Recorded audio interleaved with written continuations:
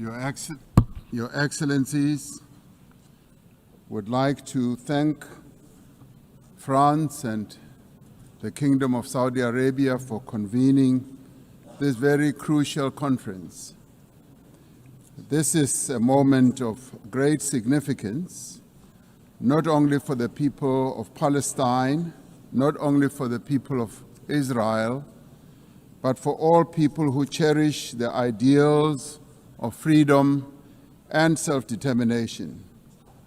Shortly after the United Nations was created, the General Assembly adopted Resolution 181, which recommended the creation of two states, Israel and Palestine.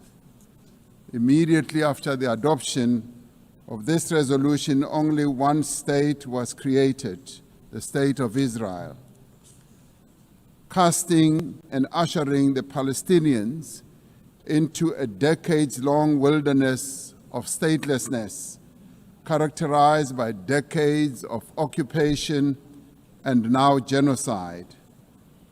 I'd like to congratulate the President of France, President Macron, for today announcing a very bold decision to support the long overdue creation and the recognition of the sovereign state of Palestine.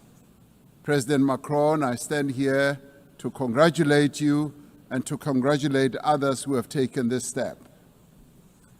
South Africa reiterates its firm commitment to the creation of a contiguous Palestinian state existing peacefully side by side with the State of Israel along the 1967 borders with East Jerusalem as its capital.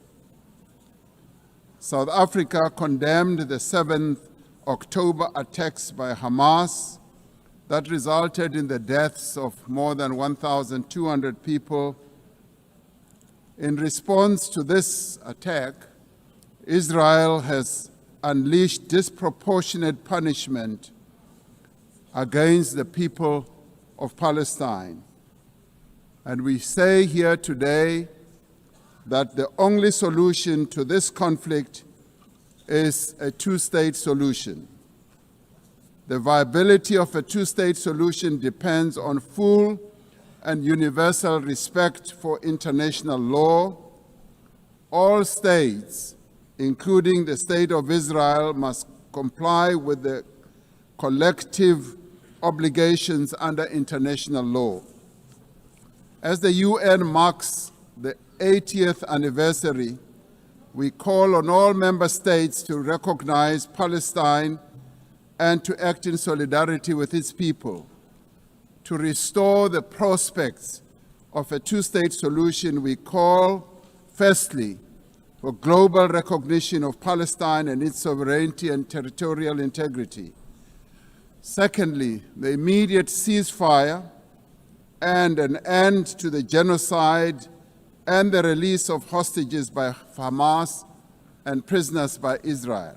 Thirdly, the full respect for international law, including the respect for UN resolutions and opinions and the decisions of the International Court of Justice.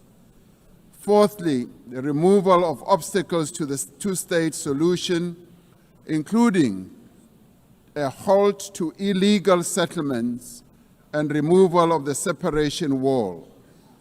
Lastly, the restoration of the humanitarian aid and reconstruction of Gaza. This is a conflict that has gone on for almost as long as the United Nations has existed.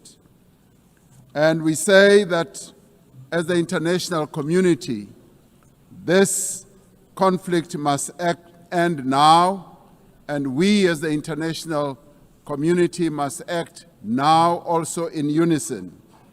We must now work together to achieve a just and peaceful and lasting solution.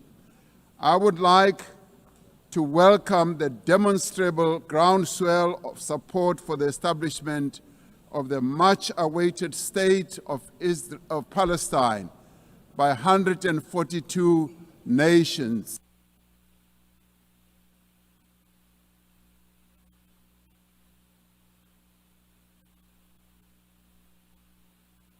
The speaker's microphone has been cut off.